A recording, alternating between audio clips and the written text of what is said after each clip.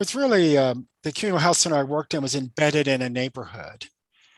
And as communal health workers, we weren't just there to provide, quote, psychotherapy. We were also there to go walk into the community to engage people, to answer questions, provide emotional support. My mental health center listened to a group of community residents who wanted to start a community health center. We wrote a proposal for that and started medical services in the neighborhood as part of community mental health, with the idea that if people had healthcare services that also would advance not just their physical functioning, but also their emotional functioning.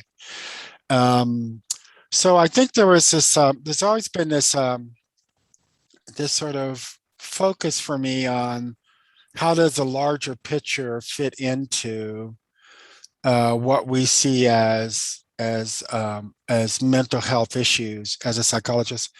And the other one I've seen a lot of, which really I grew up in psychology in the 70s before medical necessity was a big driver, insurance before it was a big driver. Yeah. And what's happened once insurance got involved in, psychiatric issues, psychology, mental health issues, is that it became a funder of psychotherapy, of medicine, of hospitalization, of, mental health programs. But you had to reach the level of being diagnosed before you get to that. Once you get diagnosed, you can get thousands of dollars of services. But as I may have said last time, mental health doesn't have much of a prevention model because everything is driven by insurance. So once if you can get that DSM three number, five number, six number, then boy, you can really start, chopping down, getting services. But and to me, that really sort of put an end to, you know, in communal health, it put an end to community engagement. Communal health centers started to look more like private psychotherapy. You came in, had to get evaluated, had to get a diagnosis. And it was part of the reason why I left community mental health and went into child welfare, because in the child welfare field, even today, there's room to look at these larger social factors that may in fact influence functioning. Um, so, um, I thank my mother, for, she was not only a social worker, but she would lecture to my brother and I on a regular basis. She was very passionate about civil rights, and it always has made sense to me, in child welfare. What I saw a lot of, as I may have said before, but you get a woman who's, a victim of domestic violence who has three kids under the age of 8. Her partner just left. She doesn't have income. And then she gets depressed. And then she can get medication. She can get a therapy. But sometimes she doesn't get anybody really addressing these really significant social factors, and they have a lot to do with what's driving, what's going on with her emotionally. So again, I want to emphasize that I'm not suggesting these social factors drive. I don't think culture drives behavior. I don't think poverty drives behavior, but I don't think you can just leave it out of the mix of understanding the social emotional context that people live in. As I went up in leadership, I was able to control funding, whether it's a private nonprofit that was, $10 million a year, or a child welfare system that was $280 million a year, that I could really start to then start leveraging not just, sort of what I would call, the kind of psychotherapy that tended to leave decision making to families, which was real important to me, but also fund what I thought would be significant community and social supports that I think also could lower anxiety, lower stress levels, can be a part of what could help families and individuals function better. Walter, it's interesting, and you and I have talked about the gift of certain kind of training, which your training in as a psychologist offers as being really important to understand how the human develops, and then that was an important sort of ground foundation for you, but that also keeping in mind the influence of a mother who had a wider view about society and justice and so on, that gave you a combination of things that a lot of us don't have a bigger picture of. We take this training and then just go in this direction or this. And I wonder what you think about. I know that you've described that you always had a wider view, but you also got equipped with a narrower view too. So I wonder how those two pieces made you into the person who could oversee a large agency, and what qualities are needed to oversee a larger agency. And I'm asking this question in part because the kind of challenges that these folks are facing are the very things that you're describing are needed, both a societal view, bigger picture, and also understanding humans, and then impacting what's going on in a community as well. So, yeah, I do. I mean, I think it's a really interesting question, Emma, in terms of just perspective. Yeah. One of the I think one of the things I got at my mother's knee, and I'll say it that way, and she would, if she were alive, she would never think I was ever at her knee, by the way. So I say that. But, and I'm not sure at the time I thought I was at her knee, but as I look back on it, I really kind of learned a lot from her. And but I think one of the things that comes across that's important to leadership is vision. And I think part of responsibility of leaders is to have a vision about the future and convince people that you have a vision that's worth them giving up their energy, time, life effort to join. And it's really not about following us, is it? It's really about following this larger vision. And I don't quite mean mission. Mission might be that sort of overarching statement about purpose, but I do mean to be able to paint a picture about what is possible. And I think my mother did that for me, even though, she and I would debate a lot civil rights. She was way more conservative than me. I had my big afro, and she would say, why do you have that afro? Cut your hair, you're just alienating people. And so we would go around about that.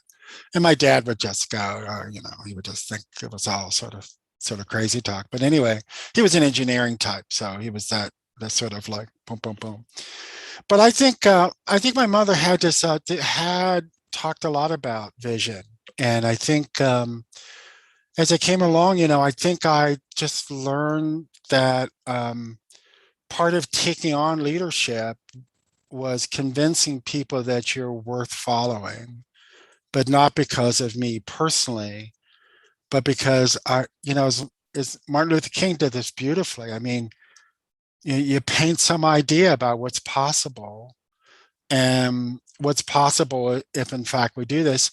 And I'll tell you, another person who had wonderful vision was Murray Bowen. If you ever, as I listened to Dr. Bowen, he had quite a vision about what was possible and would really kind of like paint that out. I mean, I think I got interested in Bowen for lots of personal reasons, but I did hear when I listened to Dr. Bowen, and the part of him that was visionary was this idea about the role of science and the role of understanding systems and what might be possible if we could ever move, human science, particularly science about living things, along, so we begin to understand how there's a unifying process that might be at work for living organisms. And it wasn't about internal feelings and states, but it was about something bigger. And I thought he did a really interesting job of sometimes at meetings and sometimes in lectures talking about what was possible. I think as I became leader, that that became really important, and it's important today as I'm at the foundation, and lots of struggles there. I've only been chair of the board for a couple months, and my God, it's complicated. But in running a child welfare system and running a nonprofit, that ability at times to stand in front of people and paint a picture about, as I said to my staff at the agency, preventing child abuse is worth your life effort. How dare you ever walk away from 1 out of 5 kids that are physically or sexually abused in the United States? I mean, it is worth trying to figure out how this happened, why does this happen, and what the hell do we do about it? Because if we're going to be any kind of decent society, something like this should not be so normal, should not be so routine. And so being able, and I feel this to my bones, but being able to stand in front of people and say, I don't want you to follow me. I want you to see how important it is what we're trying to achieve here. And in some respects, maybe, which I think Dr. Bowen did well, and I think at times my mother too, but you don't know exactly how to get there. That's the other tricky thing about vision. It's not like you have the roadmap. You kind of know where you're trying to get to, but exactly how you get there, you're not really sure. So it's not like you stand up there as leader and say, I have the answers, but I have this idea about where I think we need to get to, and that it's worth your life energy, your life effort, and your life sacrifices. And in some ways, though, the vision has to be cast out by a human being in order for it to be caught. But then one of the things that it seems to me that Marie Bowen constantly was saying, this is the vision, or this is this is the picture that's possible, but it's not about me, and it's going to change over time, which is what you're saying. You don't know how you're going to get there. Bowen didn't know how to get there exactly. He had some ideas and then said, we're going to discover things along the way. In fact, we've discovered a lot of things about the brain that Marie Bowen had no idea about, for example. But there's that kind of exploration, Walter. That I think vision's also about like giving ownership. So that my organization, I would say this organization is as much yours as mine. So it's not, I may be in charge, I may be the one standing here, but what creates us is the work that you're doing. And maybe the innovations that you have, the ideas you have that are new and refreshing that we haven't thought of, that will get us to that vision. So I think there is this part of vision that's giving ownership. Dr. Bowen say, my goal is to come up with the theory, but it's now yours. I don't own the theory. The theory is the theory. And you can take it and make use of it, but it's something that's now can belong to you. It's not, I have to own it. And I think it's important because I think part of leadership is having a vision, but also empowering people to step into it for themselves and to define themselves, in a way that's consistent with maybe walking toward that vision, but not telling people this is what you do and this is what you do and this is what you do. And so it's at its best, I think that's what I've tried to do is have a vision, but create emotional space in the organizations that I'm in so that people could define for themselves how they wanted to get to that vision. And doesn't mean there's not conflict about that or tension about that, but there needs to be room for people to do it their way. So in this time of COVID, and I was just thinking about the challenge that even raising the issue about Andrew Cuomo's his resignation and what it's come to light that he has done over time in his treatment of women in particular, and then also what's happening with Black Lives Matter. This is a time when people could get caught up in having to have an answer and nail things down, if you will.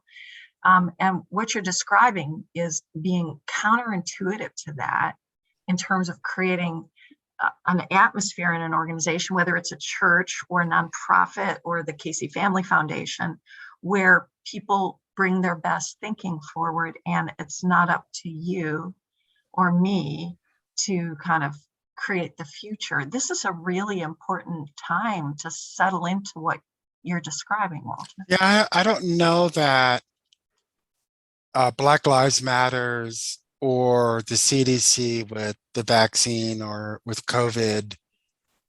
Certainly our last president, maybe Biden's done better with giving a vision.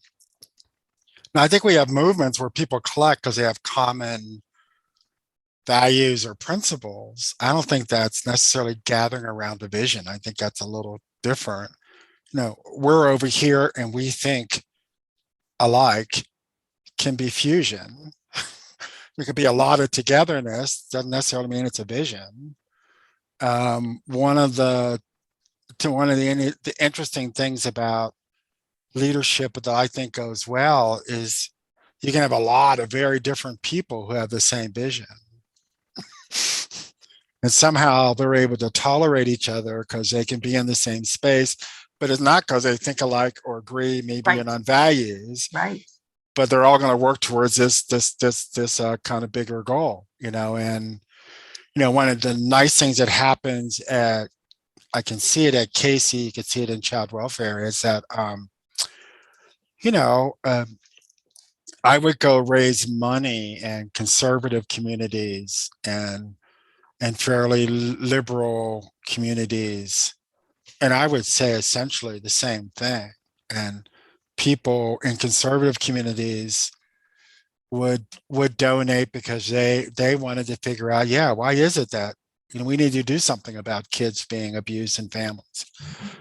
That kind of leadership, we don't necessarily have that a lot these days. We kind of have people in their groups with leaders, and I think it's a little different than what I'm trying to express. And I didn't always work this way, but both in my agency and in the child welfare system, when I thought leadership and vision was working at its best, there were ideas that caseworkers thought of about how to change things that became enacted because they were good ideas. And because I think they were consistent with how we could get to the vision. There were things nobody thought of. And people would say, I'm just amazed that anybody's listening to a caseworker when there's 700 people and you're listening to one of them. And, and I think in this kind of leadership, there's room to hear a good idea and not hear an idea based on your rank or your position. But there were just some good ideas that came up, and we changed the whole child welfare system in one case because the caseworker had a good idea. We had somebody who came in and said, this is a simple thing, but it turned out to be a really damn good idea. There are a lot of kids in foster care, a lot of kids who are removed from families. They've never had a birthday party. Let's have birthday parties for them. And so Beverly's birthdays now they were just on ABC News a couple of years ago because we're now becoming a national organization. It's just a damn good idea that came out of this one person said, we got to give kids birthday parties. So I think the other part, if you're vision directed, that it leaves lots of emotional space for many people to step up and come forward. And if it's not about me as the leader, it's easier to hear ideas from anyone because it's not about me being in charge. It's really about how do we get there. And someone gives an idea and go, damn, I didn't think of that. That's a good idea. Let's see if we can make that happen. At our worst, in both the organization and child welfare, we didn't do that. It was much more hierarchical and much more driven like a corporate model. But at our best, I think, being visionary does allow for being a visionary in a mature way allows for emotional space for many people to step into the ideas. But I don't think we have a lot of that today. Yeah, what do you, so what has contributed towards you being able to stay in the kind of space? I think about this. I sometimes am good about listening to good ideas that are oriented towards a commitment that we've made, the vision that we have, what we believe. But sometimes I'm not, and I'm shut down or for whatever. But how did you keep yourself, or how do you attend to that so that you can be receptive to the next best idea that comes forward? I'll give you a series of things that I typically work at. And this comes directly out of work in my own family. Dr. Bowen challenged, and when I first heard him say this in the early 80s, all you have to do is create an important relationship with every member of your family. That's all you got to do. It's that simple. I remember thinking, God, that's not that hard. But damn, is that hard to do? Because the moment you go to do it, you learn about triangles. You don't have to have anybody mark it up on the board. You just, the moment you go to connect, I went to connect with my mother's sister, and boy, did I get it from my mother. you I go, well, damn, And I went to connect with my father's mother, and she wouldn't talk to me because she thought I was just, sort of, she had taken my father's side in marital tension, and she thought I was on my mother's side. She wouldn't go talk to me. So, but I think in an organization, it's been important to me to make that effort of how do I try to create a one-on-one relationship with as many people within the organization. Now it's within the board that I'm on. And how do you maintain good personal contact with a large number of people who are in the same emotional system, whether it be my family or an organization?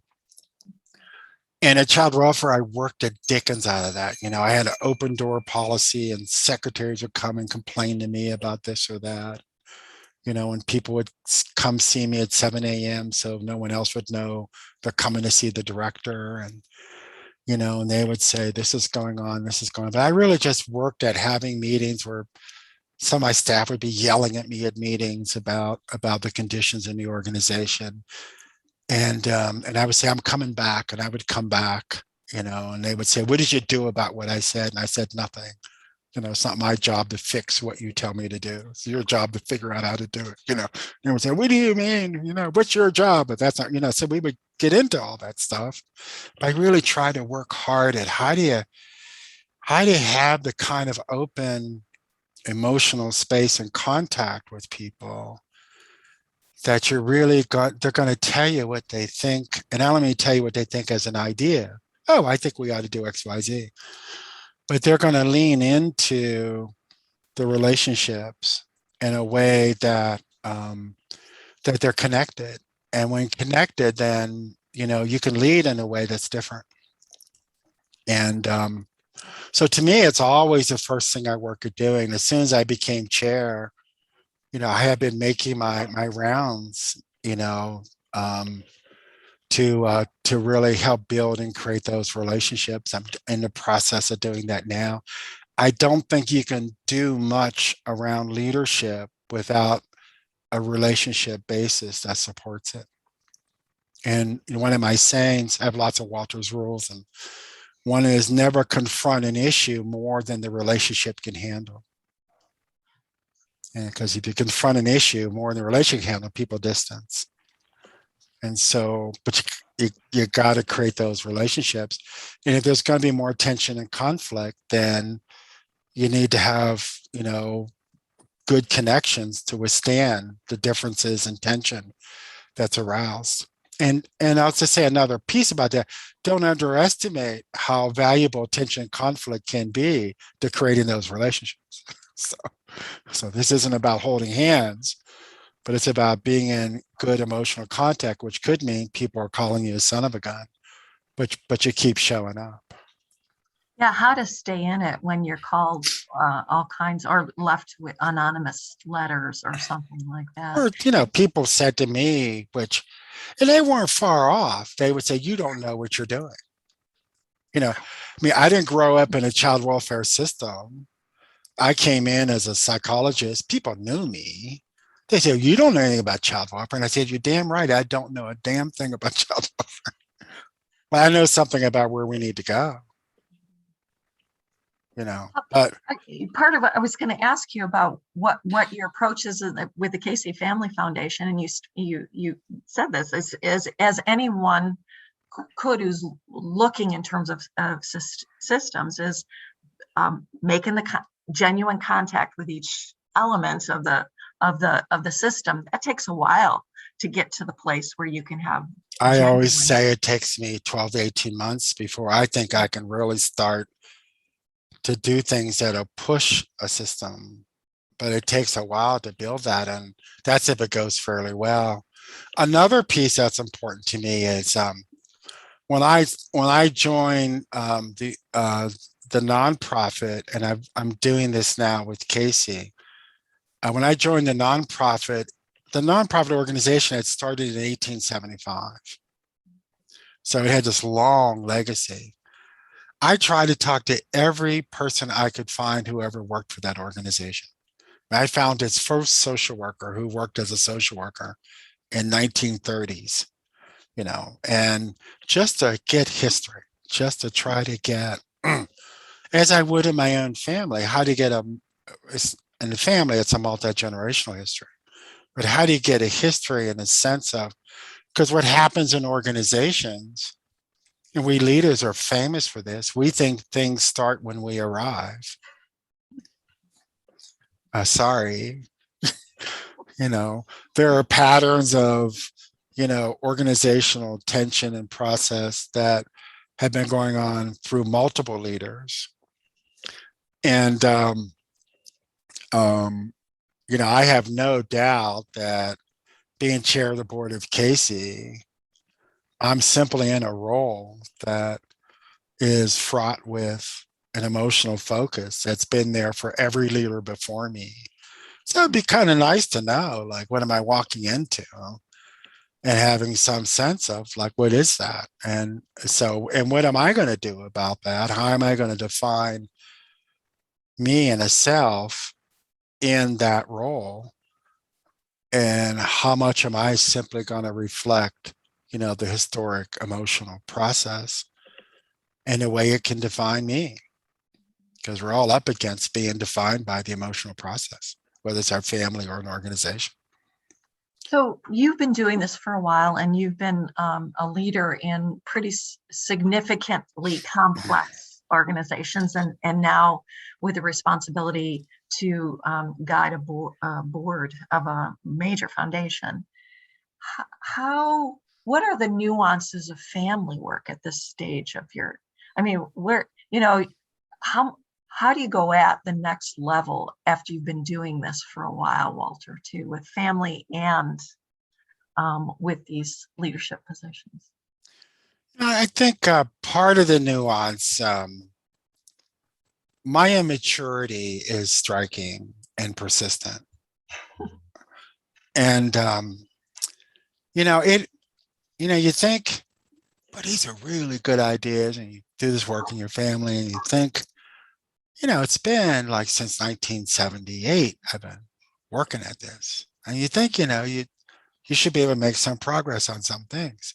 I think what's really humbling is how persistent my immaturity can be, and how much it's not just Walter's, but it's sort of my immature functioning that's part of the way in which I can be a part of emotional systems, whether it be my family, which is clearly I'm impressed with. Even when I think I've made some movement, a year or two later, I'll find out the movement I thought was movement wasn't as much movement as I thought it was. I don't know if you've ever been there, you know, and you Constantly. and you go, whoa, okay, I appreciate that, but I think that I think there's something about again, I'll go back to um, whether it's an organization or my family. This is not about me. Yeah, I want to be as mature as I can, but I don't want to do it because I'm trying to be self-actualized. You know, you know, if I get to be a better person, great. But to me, it's about, you know, we got 1 out of 5 kids, that are abused in families in the United States. You know, I mean, it really is something that's worthy for us to do something about. We have a problem with race, and people are dying because of, family violence or because of race. And, we can march along and, I can live in my suburban house and I can be really comfortable and I got my salary. I could say, well, I have a good life, but, how do you live in a space where these things are part of life and you're a part of it? And to me, that's the important thing is if Bowen theory or any theory in psychology is worth something, then it should help us figure out, what direction do we go about these really vexing problems? I think that that's at the heart. I mean, and I think that's at the heart of the challenges that faith communities have too. Is it's about it's about it's about what's possible, not about me. And I mean, I think that maybe the phrase I'm going to remember from this conversation forever and take to heart is my immaturity is striking.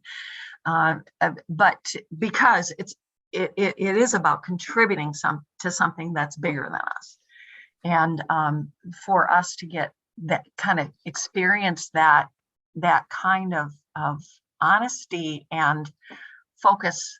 If I can get more mature, that's great, but it's not likely. And if I can contribute something towards something larger than myself, that's And I that's think in most of the organizations where I've been leader, yeah. including now, Casey, I'm right in the middle of lots of tension. I just started this damn position 2.5 months ago. Like, boom, it's just like, oh my God. Um, I may think what I'm doing is about a vision, but when you're child welfare director, people think you're the issue. It's really about, why did you decide this and why did you decide that? And so it gets to be personalized quite a bit. And it gets to be personalized on both sides.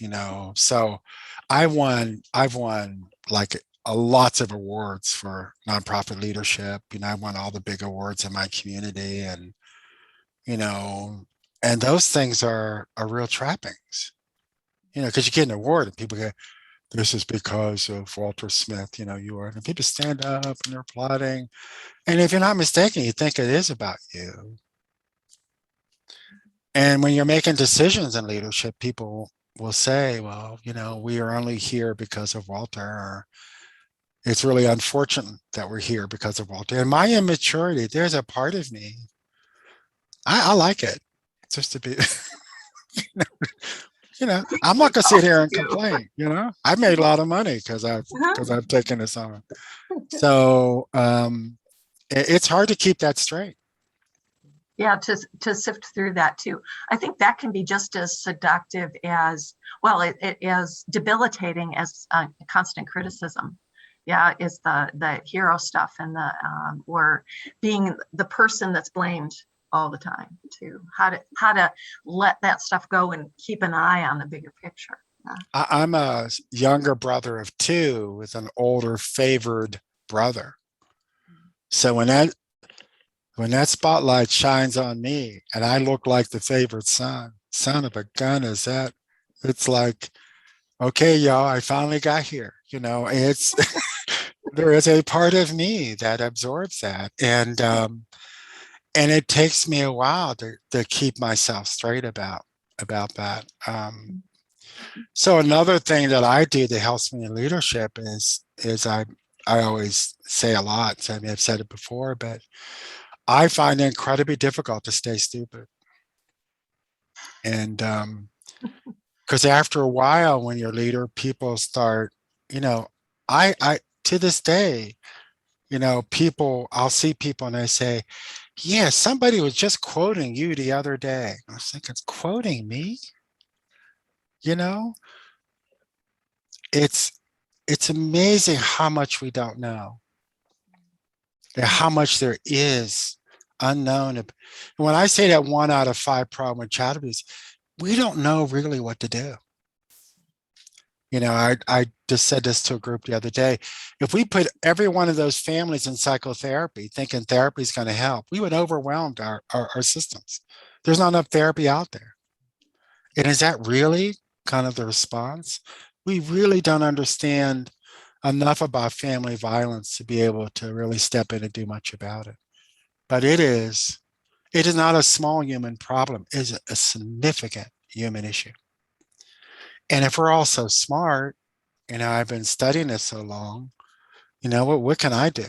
But I stay pretty aware of how stupid I am. And so you make your best shot at this when you have a chance to do it. And some of what I've done has worked and others parts of it have not worked. But I'm pretty humbled by how persistent violence is. Yeah, powerful statement. I think that, yeah, we're going to need to shift gears at this point, but there's so much to mine in our own thinking and our own application, folks, to what Walter's been talking about. So Rebecca's going to, at this point, send you into a breakout room with a partner, and I'll give you about 12 minutes to do some thinking, introduce yourselves to each other.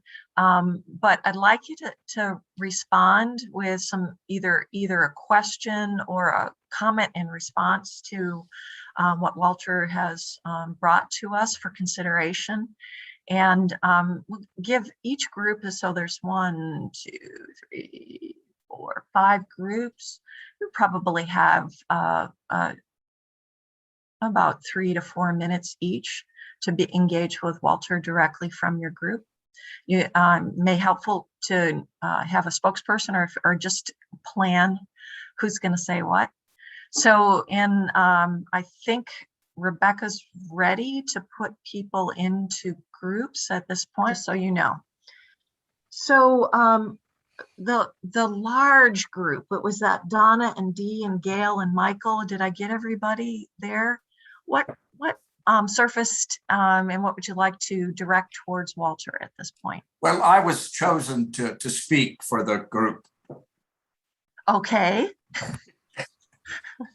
To make a spin on what Walter was saying about the self.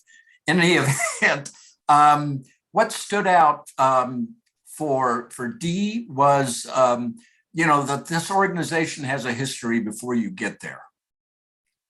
And for Gail, it had to do with failures or mistakes or inadequacies in an individual are not a block to progress. That towards the vision, and you can get, if I heard Dee right, you can get too focused on that, or not Dee, but Gail. You can get too focused on that, and for Donna, it had to do with inviting people into thinking about the vision and ideas for moving forward. And for me, all of those had to do with, the word wasn't used, but was so much a part of what Walter's talking about is humility. I don't know everything. I don't know the way there. It's how do I stay stupid? I just think those are all a part of what he was speaking about as a quality in a leader that's necessary to move towards a vision, which opens it up to other people. And for me personally, and I mentioned this, but your last 10 minutes of discussion, and I just spent 10 weeks with Richard Rohr's Immortal Diamond, which has to do with the true self. That's what you're talking about. What is the true self? And it's not the awards. It's not, and Rohr calls it the breath of God. It's God breathing through you. And that takes a lot of getting out of the way. So I was metaphorically with my mouth open for that whole last 10 minutes because it was just so resonating. And how hard, when the false self and the true self, they're in, that stuff can get to you. Those awards and all that. Yeah, you're struggling with that all the time. Anyway, I've gone too far. Enough. Thank you. Walter, you want to respond? Yeah, thank you for those comments. So I guess what I was thinking about as you were talking, Michael, for your group was my best moments over the last years, decades, has been when I'm in a mode of trying to discover and learn. Because I'm curious about questions that I don't understand and can't figure out. And I've had this practice of asking myself a couple questions each year and then spending my time when I'm interviewing clients or listening to how organizations work, trying to get some idea about those questions. And not talking about them with anybody, but just sort of, just knowing that I don't know the answer, but wondering if I can just listen and watch. So I see a lot of clients, and I think my clients think I'm there to be helpful. And I probably am there to be helpful, but they probably, and some are surprised when they learn that I mostly am trying to be there to learn.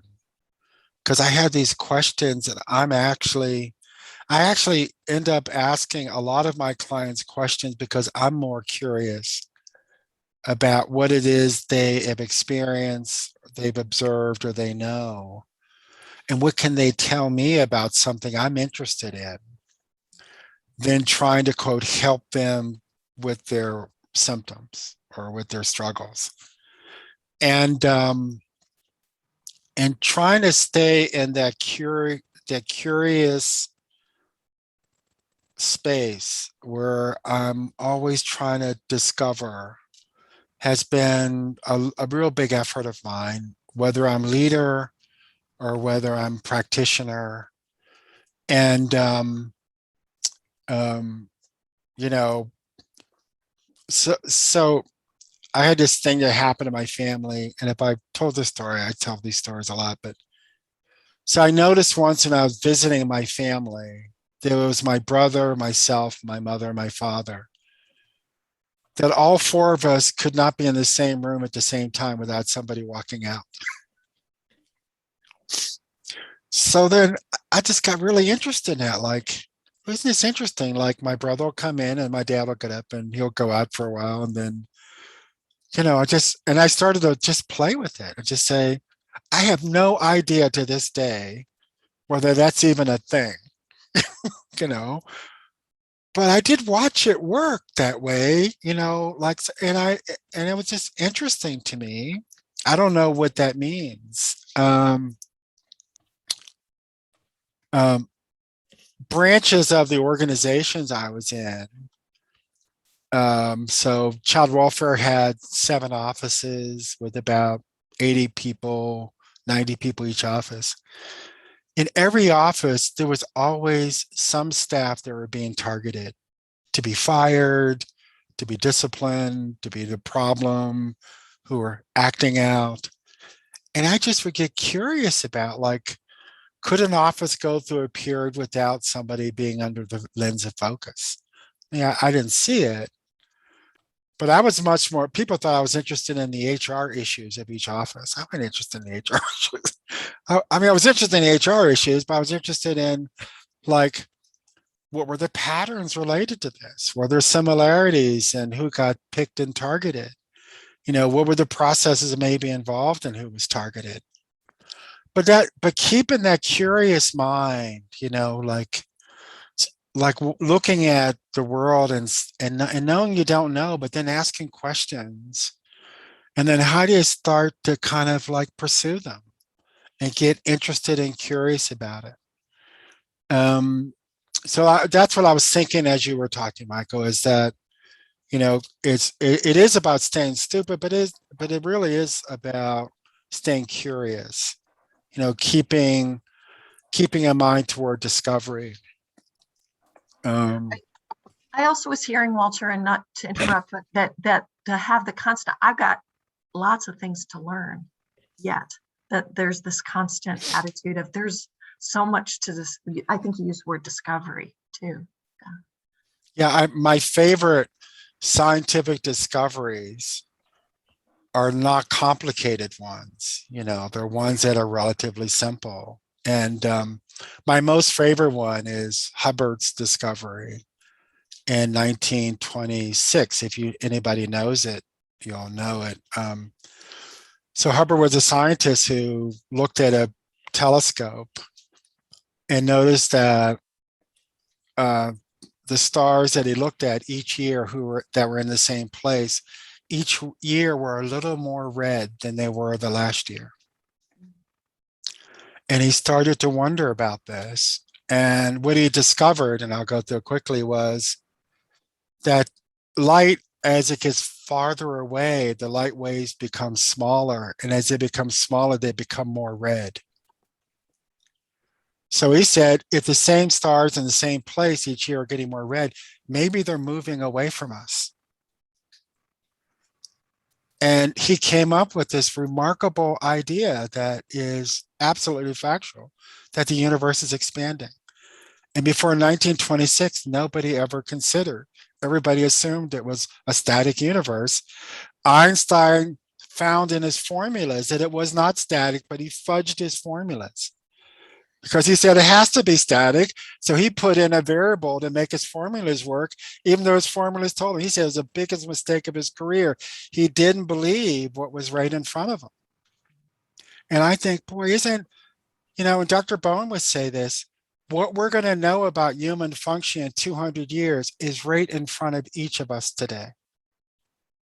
If we could just see it. If we could just see it. And what does it take to see it? It doesn't take like higher level math or physics. Sometimes it takes the ability to just live in a space of discovery where you're more open to some new way of looking at things. And that is a hard place to get to or to be in.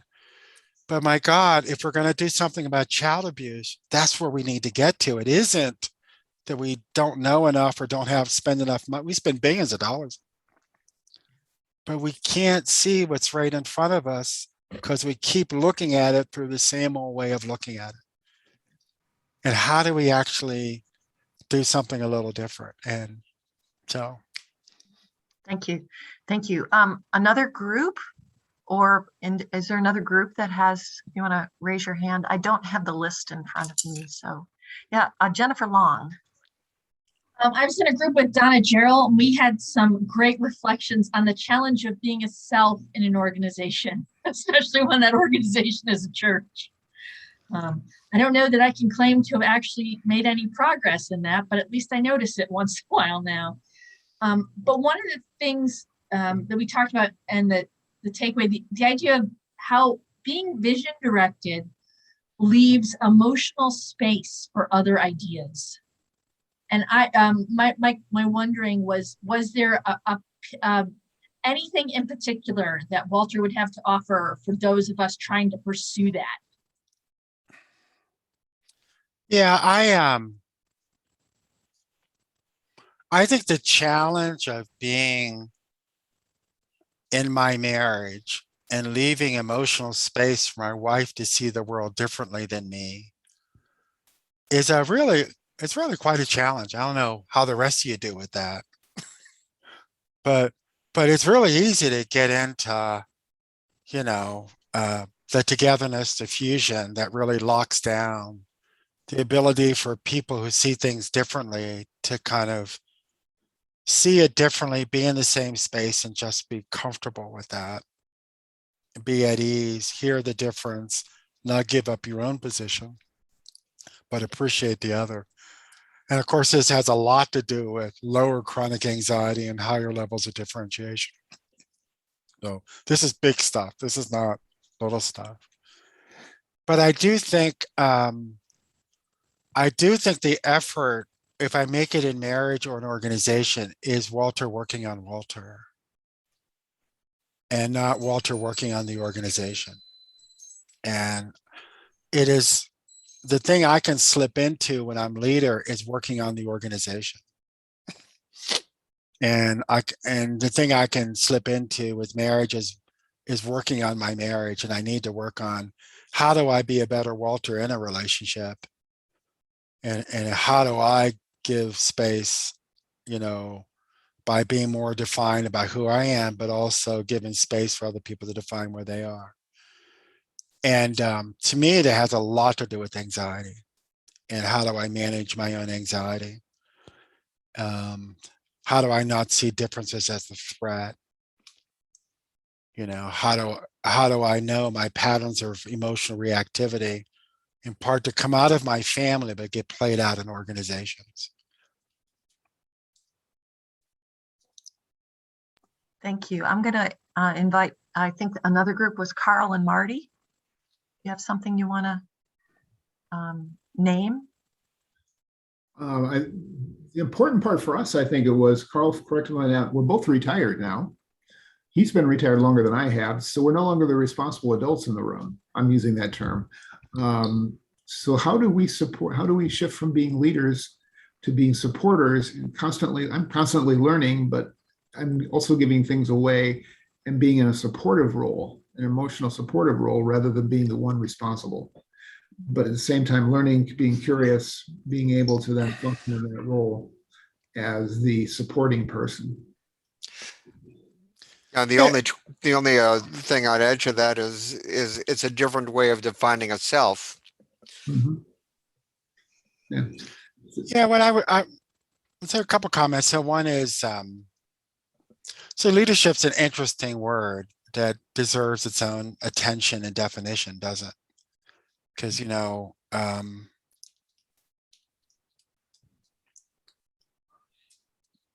the administrative assistants that I've had in my workplace probably ran my office more than I did. So, you know, you think you run them, but you know, it might be that they run you. And yeah, I always say when I look at the film about civil rights marches, you always see the 4 or 5 people in the front of the line with 1,000 people behind. And 1,000 people behind may have actually given up more than the people who are out front, because maybe they lost their jobs in that small town and couldn't work again because they were protesting in some small southern town and then couldn't get work. And you know, it's interesting to think about what, you know, leader in terms of role, which is how I think we go. But then I think there's another way of thinking about leadership, which has to do with, you know, the ability to march towards a vision, get out front, be an example of the effort to get there. And I think then there's a lot more room to think about leadership rather than role. So I'm supposedly retired too. I'm not all that retired, but I'm supposedly retired. I wish I was like Carl or like you, Martin, but maybe not. But I think there's a way to think about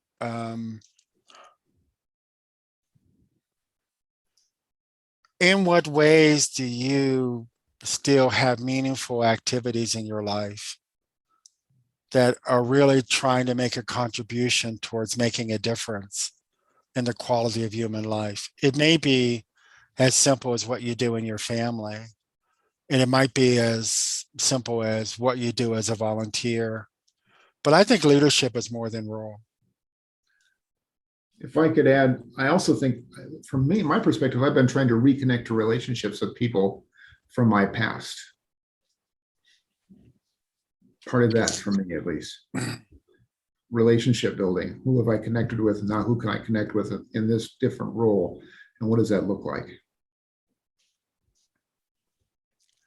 Yeah, I don't know. I have grandkids and a couple of great grandkids, and boy, that's humbling in terms of leadership. That'll pull you up straight in terms of, what kind of example are you there? And so you might retire in your former role, but we were at the dinner table. My family gets together every Sunday, and we were at the dinner table. And I have a granddaughter who wants to become a psychologist. Lord knows why. And so we had this conversation about who's your favorite psychologist, and one of my grandkids said, "Pops," pointing at me. And I thought, son of a bitch, I probably am more of a leader than I think I am. Probably am shaping more than. And then what do you do with that? Because families have leaders too. And so I don't know. I mean, I think there's a lot of ways to think about leadership beyond role. It's helpful. Just a few more minutes. Ed and Scott, I think you're the remaining group, right? Yeah. Well, Ed and I each came in with three key thoughts that Walter had shared, and we had two common ones. So I'll focus on those two common ones just for the sake of time. But one was being amazed at my lack of maturity or my immaturity. And I remember I made a comment. I remember Peter Steinke once telling me the absolute best person on being mature and non-anxious can only do it 80% of the time. That leaves the rest of us back at 50-50 or 40-60. So I'm amazed that that's sometimes how I fall in that category where I've really messed up on something like that level. But the other one was that to not push a relationship, push an issue more than a relationship can bear. And Ed shared that in his congregation that masking is not an issue.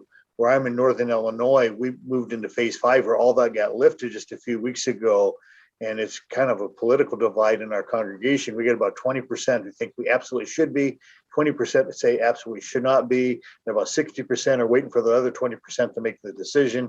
And our leadership is trying to figure that out. And I'm trying that not push the issue more than it can bear. And I had one person who ran very strongly against masking. And I said, there's a reason I have dimples. It's for those moments when I think I should speak and I need to hear from the rest of you. I have to bite my cheeks. And so that whole thing on not pushing an issue further than the relationship can bear and reflecting on my own inability on messing up with my maturity. That was kind of a common one between Ed and I. And I'll just leave that at that and see if you have any input on that. Ed, do you want to add? Oh, it was good. Thanks, Scott.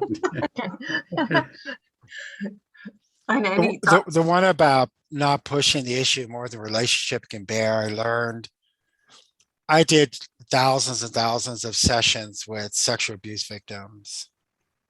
And, and there is some point you need to talk about what happened.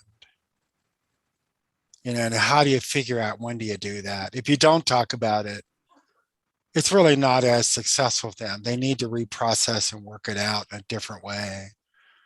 But boy, there's a lot of people, particularly when child abuse was a really big popular thing, they would go straight for it. And I just really learned there. And then there's just lots of examples in my family. I found a family secret. My mother had an aunt who was in a state mental hospital from 1917 when allegedly her mother tried to perform an abortion with her. She had dementia praecox, which is the term that predates schizophrenia. So she broke out with symptoms and she died in that state mental hospital in 1968. The family stopped visiting her in the 40s. And I kind of dug her up and I said to my mother, I found your Aunt Agnes. And my mother just got up and left. And I thought, you big dumb son of a bitch, why would you do that to your mother? You know, why would you go in and just throw something like that at her? And so it's just another example of, you know, me not respecting that if you have a mature, well-connected relationship where there's individuality, there's so much more you can do within that relationship. There's so much more you can say. I said to parents will always say to me, Walter, can you spank your kids? And I would say, if you have a really good relationship, you can get drunk, hit your kid, and your kid will say, my dad had a bad day. But if you don't have such a good relationship, your kid might say, my dad hates me. And the difference is the quality of that connection. And it's not as simple as the spanking, you know, so it goes beyond the act. It goes into, it is through relationships that we interpret what's going on, and relationships help shape that. And of course, it's not as simple as a dyad. You can't, because triangles get into this.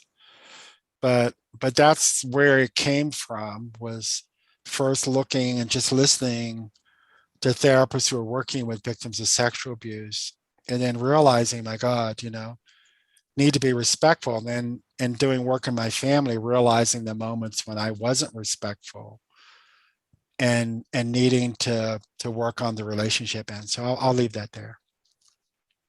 It's a powerful way to end your thoughts with us, Walter. Thank you so much. I just want to say this is a foretaste of the feast to come. Walter is our keynote speaker for our May event, which we're still working on the dates for that, just because of various schedules. So we will get that ironed out in the very near future, but he's going to be back with us. And so we will be having a couple of conversations in the fall. So be watching for those. You'll get notification from our office. And thanks so much to Walter for being with us for hearty, rich conversation and lots of food for thought. And thanks for all of you for being with us. I'll stay on the call for a little bit longer in case anyone wants to chat, ask questions or whatever, but blessings as you go forth into your relationship system. Thank you, everybody. It's an honor to be here. Thank you. Thank you.